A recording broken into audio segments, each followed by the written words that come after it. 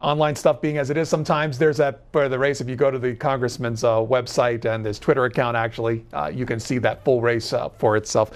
From Louisiana, we'll hear from Leo on our independent line. Hi, Leo. Good morning. Good morning, Pedro. You know, Pedro, there is a biblical scripture that says, "The truth shall set you free." I have polled about between 30 and 34 Trump supporters' calls, and not one stands up on the truth. I am a military veteran. I am African American and male, and I can tell you that Barack Obama, because he was African American and male, did very little or nothing for veterans or nothing for black people. Now, that is the truth. That's statistically the truth. You do not hear that from Trump supporters. Even though he is dead wrong, you do not hear that from his supporters. And I, and America know always that the truth will set you free. I want to reiterate, I am a military veteran. I am African American and male. Barack Obama did nothing for veterans. He did nothing for people of my color. You do not hear that from the Donald Trump supporters. Okay. That's my comment. Let's go to North Carolina. We'll hear from Mary on our Republican line. Hi, Mary. Mary from Pinehurst, North Carolina. One more time for Mary. Okay, so we'll show you the story from the Washington Times. Tom Howell Jr. talking about the Congressional Budget Office and what would happen if the individual mandate for Obamacare was repealed. Their estimations, a savings of $338 billion. The report also adding that premiums would rise an average of 10% in most years of the coming decade because healthier people will be less likely to buy insurance once they're no longer forced to, the office said. The resulting rate hikes would chase more people away, leading to the drop of 13 million. The individual mandate is the most unpopular part of the 2010 health law. President Obama included to spur enough healthy people to the market to balance out sicker customers who could no longer be denied coverage. Repealing the provision would erase its tax revenue, yet it would actually save money over time because fewer people would seek coverage and draw taxpayer-funded subsidies that defray their premiums. Sheila is in Washington, D.C., Independent line. Good morning. Yes, good morning to you. The reason for my call this morning is that I wanted to address some of the callers that were calling in. The one thing I love about C-SPAN is that you can call and give your opinions. But just because you can call and give your opinion doesn't mean that they're facts. And I've heard a lot of, let's say, fake facts that were given this morning. And one of the things that I do, regardless of who I'm listening to, whether it's CNN, Fox, or MSNBC, is that I go out and check politically back to see if it's true or not. And there has been more wars started under the Republican presidents than, Democrats. There have been more military deaths under Republican presidents than there has been under Democrats. And I really think that regardless of who you listen to or who you get your news from, you should always question, always check that information out for yourself before you hear something and then just go and repeat it. And that's what I wanted to share this morning. Let's go to Troutville, Virginia. And we'll hear from John, Democrats line. Yes, good morning, Hi. Pedro. Yes, I just want to comment on, we keep hearing from our president that this is all a wild goose chase and there's nothing there, it's a witch hunt. Well, every time we turn around, some new person pops up that's met with the Russians, even though it's all been denied and told there's nothing there. But every day it's drip, drip, drip, more people. And, you know, you just can't say fake news every time something comes up when it just looks like it's true. So, you know, I just don't understand how his president can get by with this. Thank you. John, his last call in Virginia. Last story comes from the Chicago Tribune this morning about former President Obama taking on a new role, that of a member of a jury, at least reporting for jury duty. The paper reports that he won 2 presidential elections and a Nobel Peace Prize. On Wednesday, the former leader of the free world performed the unthinkable. He made Cook County jury duty exciting. The prospective juror, Barack Obama, who was ultimately not chosen to sit on the jury, climbed out of an SUV in a parking garage, and he was accompanied by the Secret Service. He rode a private elevator to the judges for the elevator that was reserved for judges, and he was greeted by the judge. He also greeted others who were waiting to see if they were going to serve as jury duty. The paper reporting that he emerged smiling as if in campaign mode, shaking hands as he made his way under the fluorescent lights to the jury assembly room. That's on the Chicago Tribune's website, by the way. Last story for this hour. One more hour or so of this program left. The House coming in at 9 o'clock today. Coming up, we're going to speak with Congressman Tom Garrett of Virginia, a discussion on Homeland Security policy following the attacks in New York and Texas. Later on the program, we'll be joined by longtime journalist Dan Rather on his new book, What Unites Us. Washington Journal comes up after this.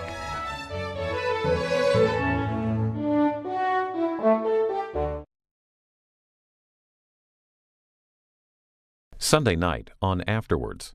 It was imperative for me, because I had a platform, and if this is my 15 minutes, then here I am, and if I'm here today, I'm not speaking on behalf of the FBI, I'm not speaking on behalf of any intelligence agency, and I'm not speaking on behalf of anybody but myself. But I would like to say that I hope and pray that I am speaking on behalf of the millions of Muslim Americans and the 1.7 billion across the globe that don't think radically. I want them to feel comfortable and stand up and say, that is not the religion. That is what's being warped by Al-Qaeda and ISIS. They're not the only ones with a voice anymore, and that's my goal. Muslim American federal agent Tamer El-Nouri, who requested to remain anonymous, talks about his experience fighting domestic terrorism in America with his book, American Radical, Inside the World of an Undercover Muslim FBI Agent. He's interviewed by Michael German, author of Thinking Like a Terrorist, Insights of a Former FBI Undercover Agent. Watch Afterwards Sunday night at 9 Eastern on C-SPAN 2's Book TV. This week on Q&A, we look at the lives of the 8 Jewish justices who've served on the Supreme Court. Our guest is David Dallin, author of Jewish Justices of the Supreme Court. One of the themes of my book, actually, is the declining anti-Semitism within the American legal profession, from the time of Brandeis and Cardozo to Ruth Bader Ginsburg and Breyer and Kagan. But McReynolds was notoriously anti-Semitic. That I was going to mention that famous portrait in 1924 in which he didn't sit for. But when he, from his vantage point, Hoover had the audacity to nominate Cardozo. He wrote a letter on his own stationery to Hoover saying, "How dare you afflict the court with another Hebrew?" Sunday night at 8 Eastern on C-SPAN's Q&A. Washington Journal continues. We're joined by Representative Tom Garrett, Republican of Virginia and a member of the Foreign Affairs and Homeland Security Committees. Good morning. Good morning. And let's not give short shrift to Ed and Workforce. Thank you for that. Violent events in New York and Texas over the last few weeks. Talk about those events, particularly what it means in terms of Homeland Security here in the United States. Well, I don't think we need reminders. You know, we got Vegas as well, that we're very vulnerable here at home. The nature of a free society is such that there will inherently be some risk. Our job is to mitigate and reduce that risk to the best of our ability. I will tell you, without delving into areas where I can't go, that there are shortcomings in our defenses in any number of areas, whether it's flight safety, which you'd think, 16 years post September 11th, we'd have gotten straight. With the cyber realm is something that is really a new paradigm as it relates to that. So we have to be ever vigilant. We have to understand that bad things are going to happen in a free society. But we should do everything we can to mitigate and reduce those. And so when it comes to the specific incidents themselves, say when it comes to the Texas shooting, there's this whole conversation about the kind of information that ends up on these databases where people get approved for guns. Right. Do you think there's improvements needed? And is that a Homeland Security issue? There's undoubtedly improvements needed. That's not the first shooter recently who was banned from possessing firearms who possessed firearms. And you could always make the argument that anyone who's willing to take a human life will break whatever gun laws there are. But regardless, we need to have the gun laws that we have be enforced adequately. And so there's a real dropping of the ball by the Air Force, by the FBI, by the processing entities. Now, ironically, in Virginia, I think Virginia is one of only 2 states that still has a state background check on top of the federal background check. I've argued against it and the redundancy thereof. Having said that, in this circumstance, perhaps the failure to catch it on one would have been caught on the other. But, there's a mental health problem in this country. And that individual, I will not call him a gentleman, that individual should have never been anywhere near firearms. He was prohibited under law. How come our laws didn't work? And so there needs to be some soul searching. Expand on that redundancy issue. Wouldn't a level of redundancy be a good thing to have in these kind of checks? Well, it is, unless you're the individual who's availing themselves of their right to possess a firearm, right? I mean, so that plus any government redundancy costs taxpayers twice, right? Having said that, again, we know that this person was forbidden on a number of levels: dishonorable discharge, crime of domestic violence. I'm not sure how he didn't pick up a felony in the Air Force based on, as I understand it, fracturing the skull of a toddler. So while I would argue against redundancy because it's wasteful of the limited assets of the taxpayer, why did the system not work? And I can assure you there are people looking into that. It would be accountability is always a good thing. I think it discourages bad outcomes in the future. So. Does the incident in Texas and Las Vegas open up new avenues for discussion on gun-related issues and gun ownership issues? Well, it certainly will, whether we like it or not, right? There are people who are reflexively going to go there. Having said that, we live in a country where the number of firearms arguably is greater than the number of human beings, and any sort of confiscatory rollback would ensure that law-abiding citizens turned in their firearms, and those who don't obey the law don't. And I don't, I'm not a mathematician, but I would wager that there would be millions and millions of firearms still in circulation, and we would have essentially disarmed those who've done nothing to lose the right, the natural law right to defend themselves and their families, right? So, we're going there whether we like it or not. I think that disarming law-abiding citizens doesn't solve the problem. The other thing is, and this is very noteworthy, long guns, shotguns and rifles, I think are responsible, last FBI statistic, for about 2.7% of homicides, which means we're sitting at 97.3%, and you're more likely to be killed with a knife, with hands and feet, with a blunt object like a club. And when we see these mass shootings, certainly it's tragic and horrific, but the instrumentality of evil, as we learned in New York yet again, might be any number of things. And the vast bulk of Americans were endowed by their Creator with the right to defend themselves or their families. And the most efficient way to do that in a world of people who might be bigger or stronger or younger or healthier than you is usually a firearm. So we're going to have the gun control talk. I don't think that disarming law-abiding citizens is the right answer to criminals. I think we really have a mental health crisis in this country that we failed to address, and we need to really look at. Tom Garrett, our guest for the next 20 minutes or so. And if you want to ask him questions, 202-748-8000 for Democrats, 202-748-8001 for Republicans, Independents, 202-748-8000 being a member of these committees of Foreign Affairs and Homeland Security. You mentioned the New York incident. Where are we in investigating that? Well, we've learned some relatively disturbing things about when alarm bells do and do not go off.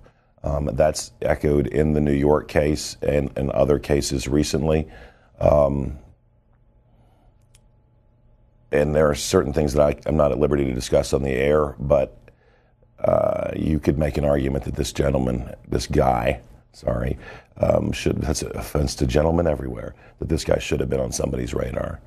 That maybe Uber knew that he was a shady character before the federal government did. Having said that, I think it was, I'm not sure who it was in the previous administration or the administration before that said that we have to be wrong once and they have to be right once. We can be right 99.9% of the time. The question then becomes what degree of scrutiny American citizens will tolerate having themselves subjected to. Certainly this gentleman was here illegally. We can discuss the merits of diversity visas if you want, but is there a merit to a diversity visa? We should have people immigrating to this country who bring something to the table, regardless of what they look like, how they worship, or where they're from. But we have problems in America right now that we, I think, fail to address. We look the other way on profligate spending, a debt that's gone from $5.3 trillion 10 years ago to $20 trillion now. And so I would argue that our immigration policy should be conducted like a professional sports team conducts the draft.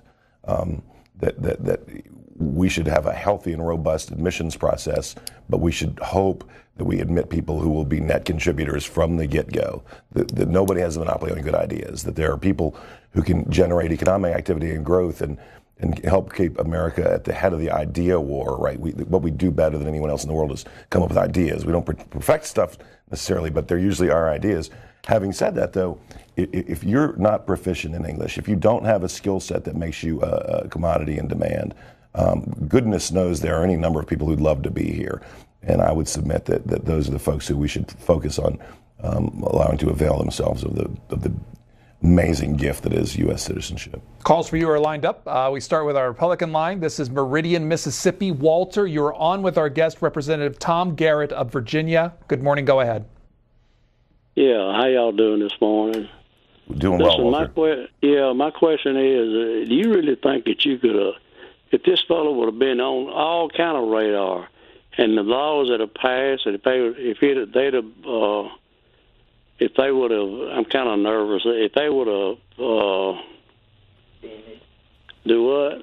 Caller, we'll leave it there, and we'll take your portion and let our guest respond. I think where Walter was going was that bad people are going to do bad things regardless. There's probably some degree of truth to that. That doesn't absolve us of our responsibility to try to protect the American people.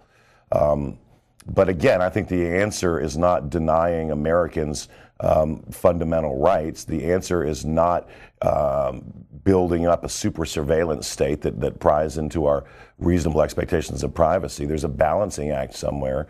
And I'm going to stand for liberty where I can. I'm going to stand against government intrusion into your private life where I can.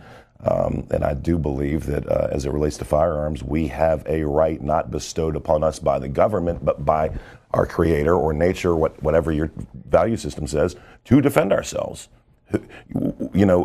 Tell me that it's okay to tell the woman being assailed by a violent attacker that she doesn't have the right to shoot him. From Texas City, Texas, Democrats line. Ron is next. Congressman, I assume as a conservative Republican, you were very much in favor of Bo Bergdahl receiving the full impact of military justice, because not only did he abandon his fellow troops, but he caused other troops to be killed or injured trying to rescue him, because they thought he'd been kidnapped. Then they actually found out what happened. So I'm assuming your answer to that question is yes. And so therefore, will you insist on military justice, an investigation and complete military justice for whoever in the Air Force failed to pass on the information about the domestic abuse associated with the individual who killed all those people in Sutherland Springs? Okay. Caller, thank you. Yeah, I think he makes a very good point. We are trying to understand where the breakdowns occurred. I think there was an error on the reporting portion of the Air Force's responsibility, but I also believe there may have been an error at the FBI. I do think people should be held accountable. I don't think that we should be pursuing prison sentences for someone who made a clerical error, but they might ought to lose their job, right? I mean, it's absolutely horrific to contemplate the results of that mistake, but it wasn't with intent that they did that. Back to Bergdahl, I think your caller properly assumes my position there. Having served in the military, I have to believe that the judge who made the ruling never spent one day in a combat arms unit, but went straight into the JAG Corps for whatever, because I don't think he understands what the women and men on the front lines go through. And I will tell you that if I were to give my true feelings on Bo Bergdahl, it would be beneath the dignity of the office of Congress. Our guest served in active duty as an artillery officer for 6 years. He was a brigade operations officer as an operations joint guard and joint endeavor. Tulsa, Oklahoma, Republican line. Trevor, go ahead. Good morning. First, I'd like to thank you or your guest for standing up for liberty, both on the battlefield and there in Congress. It's very refreshing. My comment is on gun control and opioids, kind of both. I think it's a result of our society getting so soft. These people, they can't take a little bit of discomfort or pain. They think real life is just too hard, and then they got to go out and do something ignorant or evil. And I think that if people knew how to cope with just regular things that men used to cope with without, shooting 26 people, that we wouldn't have this. It has much less to do with the size of a magazine or your semi-automatic rifle. Well, Gandhi said man cannot be made good by law. And if you just sort of sit and contemplate that for a moment, the brilliance of it is in its simplicity. We have a real problem. I will not begin to judge the individual who's prescribed opioids. I don't understand what pain drives them to that point, and so therefore I won't judge with that broad brush. Having said that, in Germany right now there's a case involving a nurse who's alleged to have killed 102 people, and we don't know his last name. We know only his first name because the German media and legal system have decided not to tell us who this person was. And to some degree, when you realize that your life is not going perhaps where you wanted it to, and you're amoral and without any regard for your fellow man, it might seem appealing to become, if you will, famous or noteworthy. And that, I think we should take a page from the Germans' playbook. Well, the American people absolutely, positively have a right to know all the specificity that we can, but we do not need to make, and I could start naming mass shooters, these people into anti-heroes that are ingrained in our pop culture. And not blaming anyone, just saying maybe we should take a look at how we do business. From West Virginia, Independent Line. Next up, Larry. You're on with our guest. Yes, I'd like to thank our guest for his service to the country. And I'd like to state that I went to school in upstate New York, and the school was closed the first day of hunting season. The school had a rifle team. We were able to bring our rifles on the school bus when we lived out of town. You'd hunt on your way to school and on your way home. When you got to school, you could put them in your locker or check them in the principal's office. And no one in our school ever got shot. And loads of people were on the school buses and in the school with rifles, and we never had a problem. I think it's just a matter of kids not respecting themselves or respecting the people around them. They don't have respect for life. They don't have respect for the teachers. They don't have respect for anything. It's lack of discipline. In our school, there was a dress code. You had to have cuffs on the man's pants. The shirt had to have a collar on it. The dress had to be below their knee. And the girls took sewing. They made their own graduation gowns. They didn't have to spend a lot of money on it. And I think it's just a matter of the schools not really doing their job. They don't have discipline in the schools. You go past the schools today, the guys going in look like bums. Their pants are falling off. Their ass is hanging out. The Okay, girls caller. look like Okay, caller. Leave it there. You look, I mean, it's easy to point a finger at the schools. I think it starts at home. The schools receive the product that we send them. I think telling young people that they have some value in what they look like and how they present themselves helps contribute to that, might be an encouragement to get better behavior. I will tell the caller that I didn't grow up and graduate from high school too darn long ago. And in Louisa County, Virginia, where I went, if we're deer season, rabbit season, or dove season, and there weren't 150 shotguns in the parking lot, something was wrong, and nobody ever shot anybody. And I do think he's onto something as it relates to how we value life and what's socially acceptable. I mean, we had plenty of fistfights, probably more than they have today, but young people never thought about going and retrieving a firearm and turning it on their classmates. And so I don't know what we lost, but it's too easy to say the schools have failed. We are the ones as parents who put the children in those schools who seem to be behaving differently. But I believe probably the most articulate thing ever to come out of George W. Bush's mouth is that the term, the soft bigotry of low expectations. I think we should gently and kindly and firmly demand more. from young people, and we'll be shocked when we start to get it. Our guest serves the 5th District of Virginia, includes Dansville, Charlottesville, Warrenton. Representative Tom Garrett, a member of the Foreign Affairs and Homeland Security Committees, several months out from the incident in Charlottesville. What's the thing you learned most from that whole affair, including the death of that young woman? Well, what blew my mind was that there are people who exist in sufficient numbers to gather in the hundreds who will judge someone based on what they look like. Wrap your brain around that. I mean, a slave owner named Jefferson gave us a declaration where he enumerated the concept that all people were equal. So a flawed man gave us a nearly flawless document. 53 years ago in August, Dr. King in this city said we should judge individuals on the content of their character, not the color of their skin. I can debate anybody on anything except if you are so colored by hate that you think you can look at another person or find out where they worship or who they sleep with or what have you, and then say, they're better than me or I'm better than them. That is, when I saw that, and my father worked for years in Charlottesville on one of the streets where this roving sort of melee occurred, when I saw those images and recognized those areas, I couldn't believe that those people existed in those numbers. I thought the Ku Klux Klan was relegated to the History Channel. Now, the good news is it took 40 states worth of miscreants to create that size assembly. The bad news is that stuff's real. Those people are real. The tragic, frightening fact, though, is that it's colored our political discourse to the point where I think we're tearing at the fabric of this nation by asserting hatred and animosity where it doesn't exist.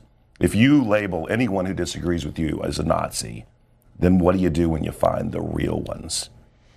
And so... What do you think about the debate that emerged of that, about the Antifa movement, their role in it, the equivalence that was being played? Yeah, I got yelled at, and I'll probably disenchant some people who are my base, because my immediate blame for the deaths was on the Nazis, on the KKK.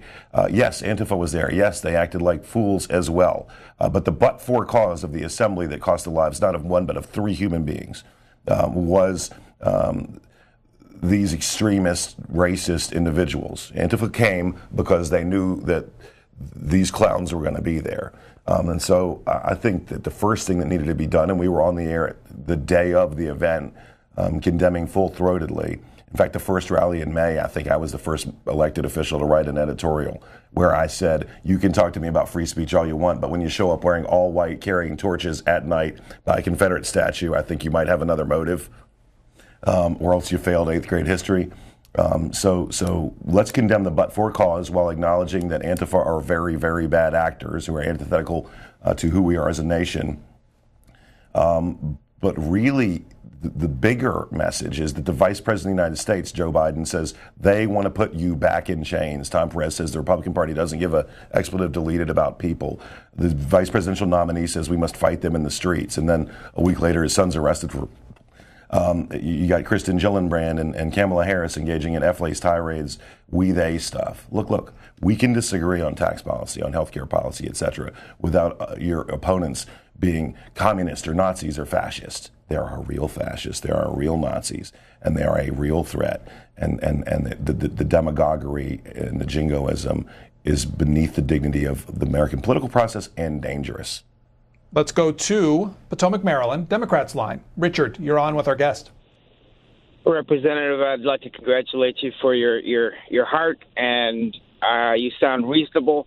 Where do you stop at allowing weapons? Do you stop at bazookas? Do you stop at automatic weapons? Do you stop at military-style rifles? So I think the Constitution and the Bill of Rights should be examined in the context of the events of the time in which they occurred.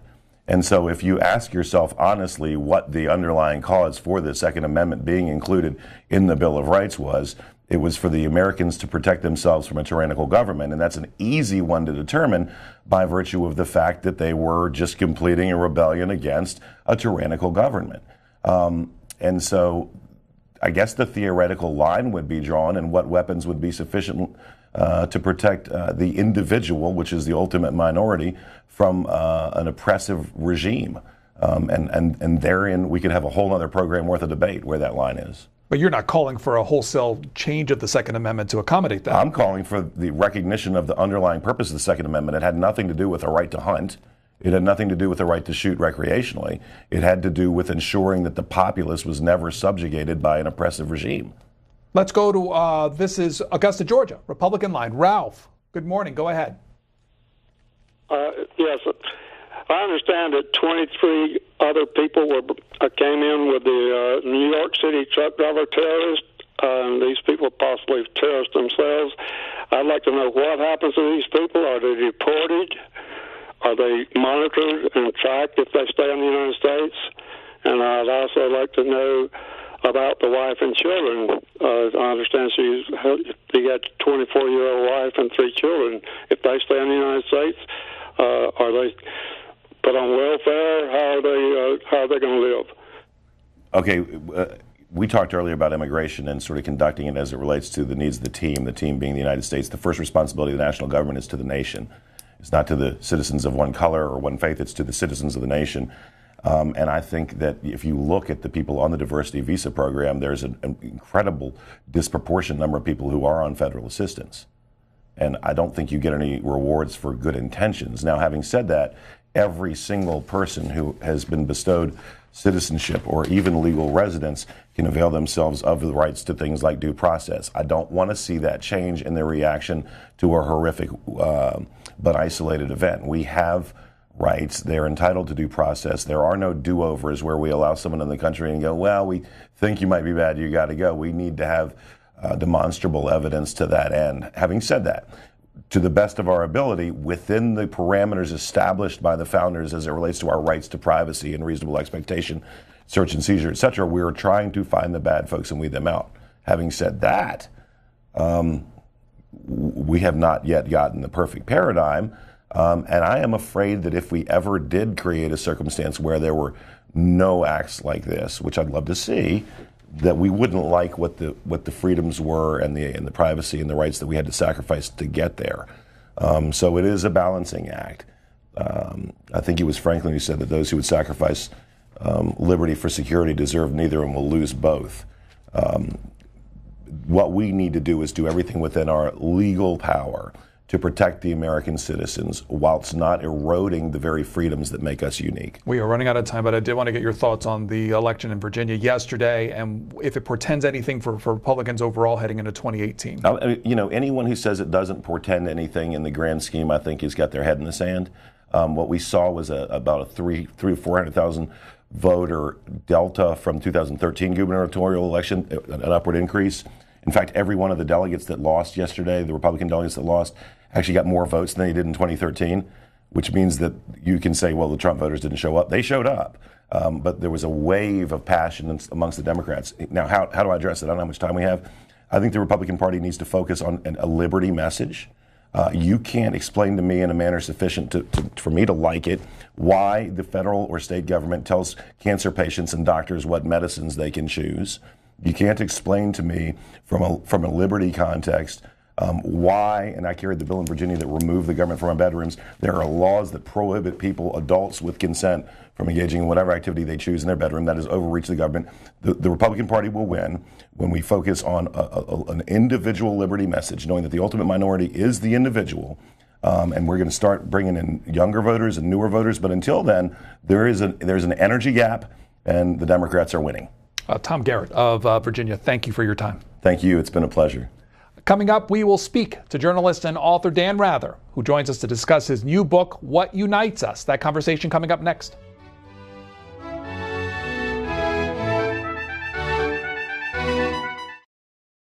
"50 years ago, the United States was at war in Vietnam. And this Veterans Day weekend, American History TV on C-SPAN 3 looks back with 48 hours of coverage. Starting Saturday at 8 a.m. Eastern, we're live from the National Archives, among the backdrop of 3 Vietnam-era helicopters to talk with veterans who flew them.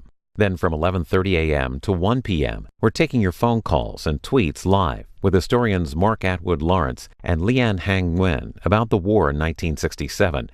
At 1 p.m., from Washington, D.C.'s Vietnam Veterans Memorial, a ceremony featuring remarks by former Defense Secretary Chuck Hagel and memorial designer Maya Lin.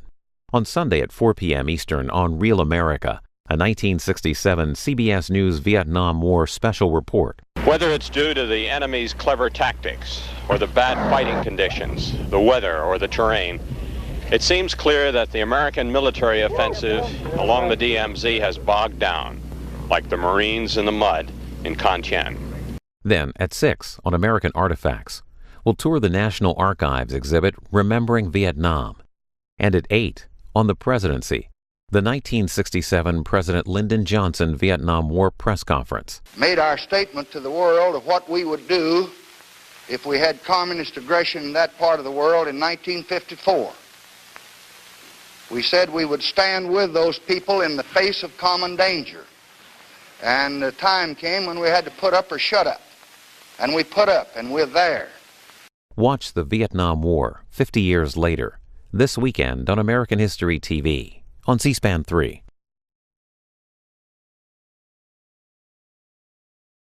C-SPAN, where history unfolds daily.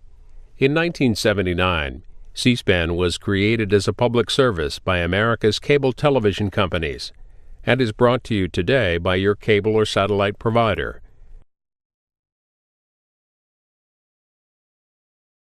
Washington Journal continues.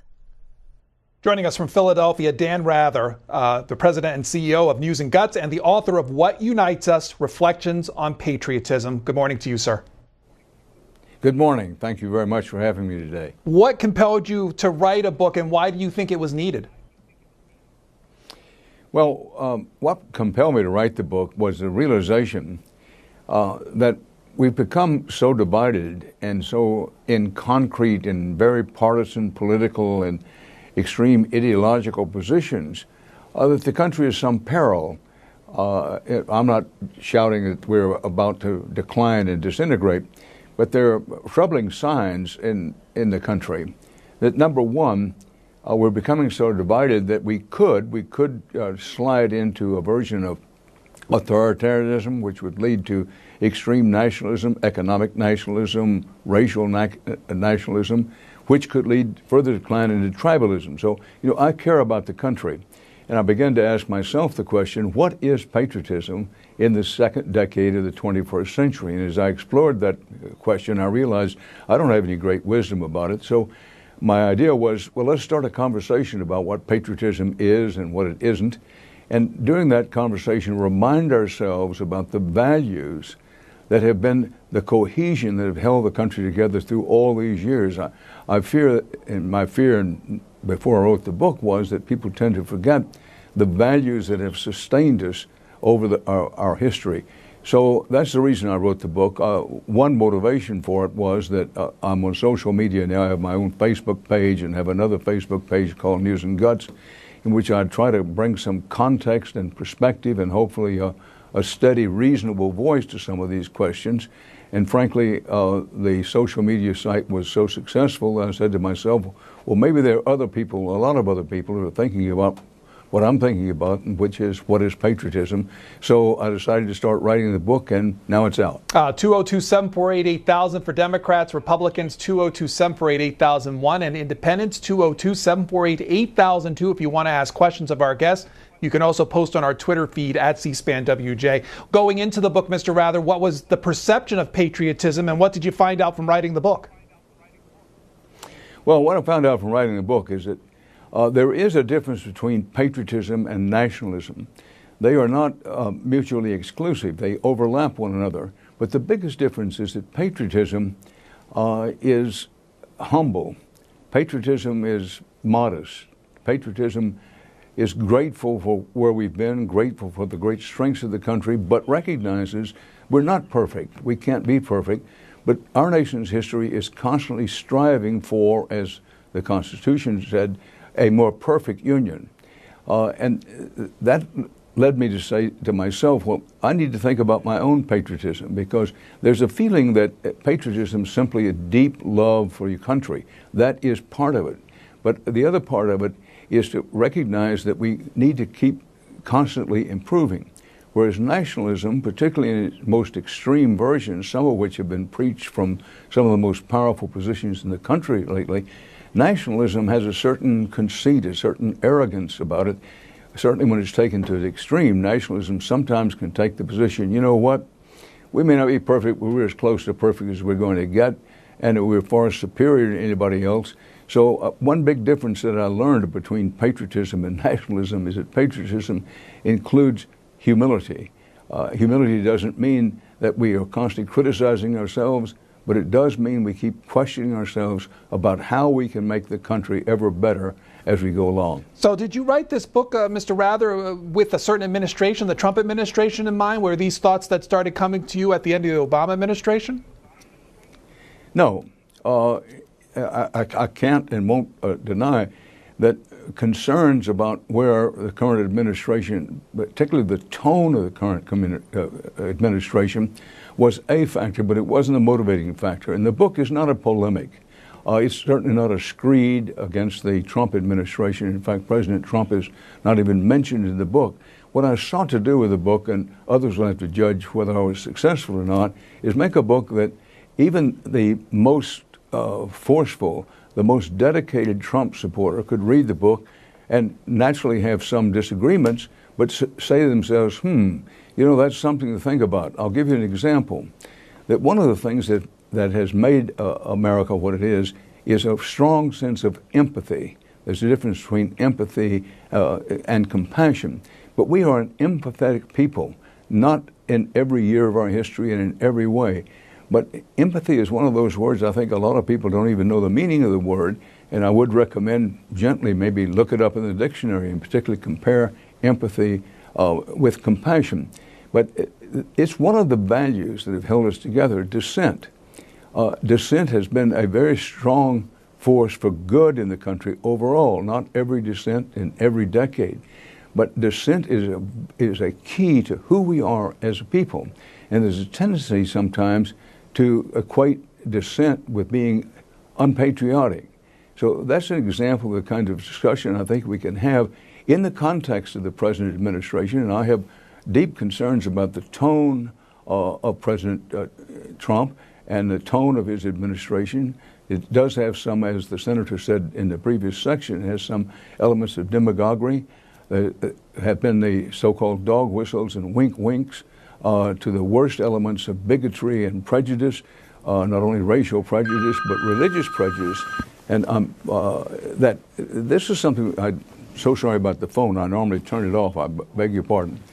But so the book was not designed to say we're going to jump all over the Trump administration. On the other hand, it's inevitable that some persons reading the book, I hope most people reading the book, will say, well, now what do I think about what's in this book as compared to what's happening with our national leadership? Dan Rather, the author of What Unites Us, I should say co-author with Elliot Kirshner. Who is he, sir? Elliot Kirshner is a longtime friend of mine and compadre, but also a fellow worker. He worked with me at CBS News. He and I have been friends for a very long time, and he was an important part of putting this book together. Particularly, he's very good, Elliot, and I give him full credit, Elliot Kirshner. He's very good at taking what I say and write and say, Dan, you know what, this is too wordy, this is way too long or way too boring, and sharpening it up. So that's been his role. Our first call for you comes from Jeremy in Lawrence, Kansas. Independent line. You're on with Dan Rather. Jeremy, go ahead. Thank you very much, and I appreciate the effort of this book. And I would ask you, Mr. Rather, about the connection between patriotism and speaking courageous truth. You spoke about dissent, and I completely agree with you. And now that we know from this New Yorker article by Ronan Farrow talking about the extent that someone like Harvey Weinstein would go to cover up sexual predation using Kroll Incorporated, a corporate intelligence organization that was involved with the security at the World Trade Center on September 11th, and then Black Cube, straight-up ex-Mossad officers trying to intimidate journalists, trying to get information. Jeremy, the direct question to our guest, please. So, Mr. Rather, would you talk about the pressure that's been put on you to not talk about the allegations about September 11th, pointing out Building 7 as a controlled demolition? Okay, Jeremy, we'll leave it there. Mr. Rather, you can answer if you wish. Right. Well, I felt no pressure, particularly since I left CBS News, not to infer that I felt any pressure when I was there. But I've been away from CBS News for 12 years on my own. News and Guts, my news content company, is owned completely by me. I answer only to myself, and I have not felt any pressure in any direction about 9/11. I do think that there are a lot of rumors around, a lot of false rumors about 9/11. But in direct answer to your question, I haven't felt any pressure. I don't feel any pressure now to report anything other than what I believe to be the truth, or to get as close to the truth as possible. That's where I am, that's where I stand, and that's where I'll be going. From Indiana, Robert on our Republican line, you're next. Yes, Mr. Rather, we elect these people into office, and I think that both sides should work together. Otherwise, this country is not going to work. And you reported the news years ago. It's a lot different then than it is now. We do not get the truth. Everybody's against each other. Everybody wants their way. But we should work together and get God back in this country. Mr. Rather. Well, I certainly agree. And that's one of the fundamental theses of the book, what unites us, that we are a new experiment in history. There's never anything like the United States in the whole history of the world. The idea that we could have a country that's a strong mix of racial, religious, ethnic differences, and have our differences, but hold ourselves together, united. We understand that, divided we fall, united we stand. It's a fundamental that's held our country together. But in the present environment, and as you point out, the environment in which so often you have elected officials who take the position, don't bother me with the facts, I have my mind made up. And I don't want to get into false equivalency here, but there's some of this in both parties. And your point that we have to get along, and the way we get along is to listen to one another. And part of what I've tried to suggest in United We Stand is that we need a more civil tone from the leadership and from those of us in the population as a whole to listen to one another. That doesn't mean give up our principles, particularly on such things as racial bigotry, but it does mean to have a civil tone, lower our voices, listen to one another, and find common ground. What works, what makes our system work, is a general proposition of saying, listen, you and I may disagree about 100 things. Can we find one thing, maybe two things, in which we can reach common ground, reach agreement on things that will help the country? In so many cases, what's happening today is that people want to do what's good for their own political futures and for their party. And what we're begging people to do, particularly those in power, and the more power they have, the more we need them to do it. And this is a fundamental of what unites us, both in the book and in a larger sense, is we have to get along. And the divisions in the country, I think we saw some of this reflected in the polls and the vote Tuesday of this week, that there is a yearning in the country to hear a better tone, to hear more voices and more action along the lines of we want to be united rather than emphasizing divisions and pitting one race against another and one religion against another. We can't continue in this country. I don't need a soapbox about it. I'm not trying to preach about it. But we know somewhere deep within us that we can't hold ourselves together unless we're willing to get along, and getting along frequently is trying to reach common ground. You give a little, I give a little, and we reach a piece of legislation and have it signed by the president that will help the country. If you go to his News and Guts website, you can see the governor-elect of Virginia, Ralph Northam, on that website. Tell us a little bit about News and Guts, sir. Well, when I got into social media, and I was very slow to get into social media, Facebook and Twitter and that kind of thing, what I found was that there was an audience for the position of folks. I'm not the smartest guy around, far from it, but I've been around a long time. I've been a few places, and let me try to put some context and perspective into the news with a steady and reliable voice. So when I started doing Facebook, my own personal Facebook page, I did find that there was an audience for that. So then we established also on Facebook News and Guts, a different page which expands some on each day's news and tries to point out what we believe to be the most important news stories of the day, and add some perspective and context with it. So that's what the News and Guts Facebook site is. News and Guts is also the name of my news company, which I own and operate completely, a news company that tries to develop strong news content. This is from Nashville, Tennessee. Robert, Republican line. Best to you, Mr. Rather. Love what you've done all these years. Your reaction to the question of why 9/11 happened when you were on David Letterman, which essentially was you did not know why that happened, represents the disconnect that the American people have with our role or our perception of the role in the world. For example, when George Bush and the Senate led us into Iraq, it was an abuse of patriotism that George W. Bush had so much support that we allowed, along with the neocons, to get us into Iraq, which is a trap. And the same thing, the freedom of speech to be able to criticize our government and foreign governments. For example, the $3.8 billion that goes to Israel every year. And the best way to stop terrorism is to get control of Israel and their abuse of the people. And in this country, folks are have a hard time expressing that without being smeared as smeared and demonized. Okay, Robert from Nashville. Mr. Rather, if you wanted to respond. Well, there's a lot in that question. We could spend the rest of the day discussing a good deal of it.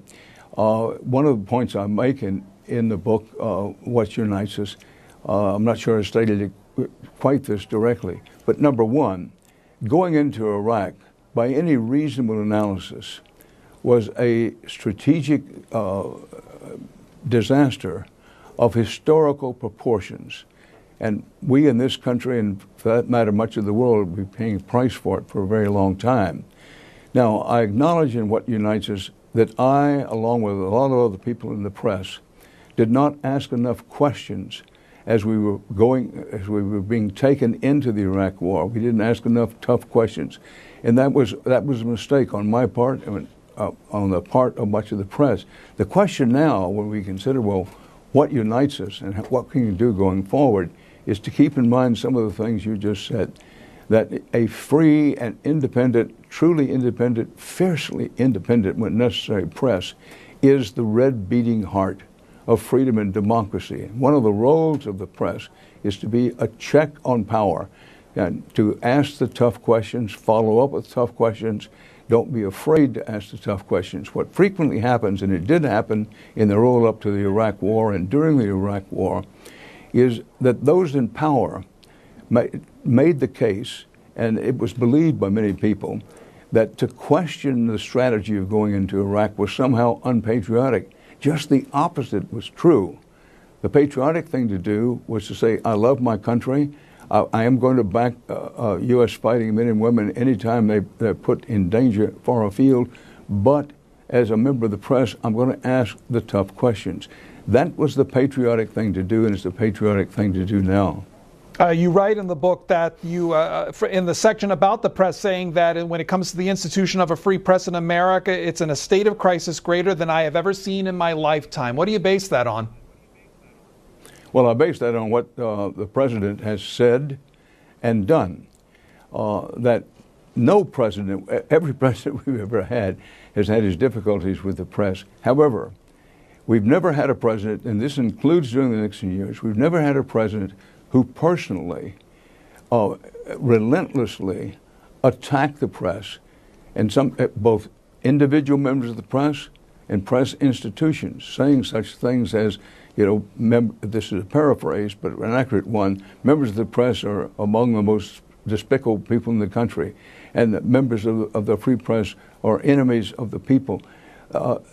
That kind of rhetoric from the president's own mouth, we've never had that before. In the Nixon administration, President Nixon had that attitude to some degree, but he always used surrogates. So the reason I say that where the press is in a crisis, the likes of which I have not seen, is because that's what the facts dictate. When the president singles out individual reporters, you recall during the campaign when there was a reporter who had physical challenges and the president mocked him. This is unworthy of any presidential candidate, much less a president himself. And the president threatening press institutions, he's threatened the Washington Post rather repeatedly because he doesn't like what they're reporting. And I think most Americans, and this would include most, certainly many of the people who still support President Trump, you know, the tone of the presidency toward a free press counts for a lot because of the power of the presidency. The president has tremendous power through regulatory agencies and that sort of thing to exert pressure on the press. So the president is clearly, openly and blatantly trying to intimidate the press, not to do deep digging investigative reporting, not to ask the tough questions. And his relentless attacks on the press are unprecedented in American history. There's never been anything like it. This is not normal. This is unique, and in the medium and long run, it's very dangerous for the country. Independent line, Pensacola, Florida. Frank, go ahead. Yes. I would like to ask that the Republicans are all getting on and they are carrying the Constitution in their pockets. And they say we need to go back to the Constitution the way our founding fathers wrote it. But to me, they are leaving out all the amendments, because if you look at the original Constitution, only white men, property owners were allowed to vote. Women were not allowed. Blacks were not allowed. And when they say that we need to go back to the Constitution, I look at it that we need to go to our Constitution now that gives everybody the rights. Okay, thanks, Frank. Mr. Rather. Well, this is a good point, and it brings up one of the chapters in the book is about dissent and how important principled dissent has been in progress of the country. And the caller mentioned a couple of instances. I like to use the instance of women's right to vote. You know, when women started talking about this in the 19th century, they were dissenting, saying, listen, women should have the right to vote. They were castigated very widely. They were sometimes called unpatriotic. But that dissent eventually resulted, it wasn't until the first fifth of the 20th century, but it eventually resulted in women getting the vote. There's been time after time when this was the case, when principled dissent was seen as radical, if not indeed unpatriotic, but it turned out over a period of years to be a way to advance the country, to make us a more perfect union. We're never going to be completely perfect. We have to keep striving to do it. And when I wrote this book, What Unites Us, I wanted to put a chapter about dissent in it for exactly the reason that the caller pointed out, that it's very American. It's deep in our id to want to keep improving the country. And we can't continue to improve the country when we listen to the voice of leaders who say, listen, we want to return to yesterday. We want America to be the America of the 1950s. And by the way, in the 1950s, we had our problems. We were imperfect during that time. But even if you could go back to some previous time in our history, even if you wanted to go back, you couldn't do it. The demographics of the country have changed tremendously, that we are a richer mix, if you will, of diverse religions and races and ethnic heritage than we've ever been. So any thinking citizen who stops and thinks about it knows that this talk about, well, let's return to some glory, quote, glory days of yesterday, is frankly just a way of trying to manipulate public opinion for something that realistically is not going to happen. We have to look forward, and we have to look forward united. We are just about done with our guest, but Keyport, New Jersey, Republican line. Edward, go right in with your question or comment, please. Yeah, just want to know, is there any way to address, I guess, the empathy with the economic divide between people in this country, I think, is a big factor, and I guess, thank you. Mr. Rather. Well, I think there is a way to get with the economic divide. And that is, again, for us to take a deep breath, lower our voices, dedicate ourselves to being civil with one another we can, and recognize that we have a problem. We have a deep and getting deeper economic divide in which those at the lowest end of the economic scale in many cases are getting worse off. And those in the middle economic strata, which sometimes called the middle class, is shrinking and sinking down, while the most wealthy members of the society get ever richer. We all know that this is the situation. What we haven't had in our national leadership is leaders who say we recognize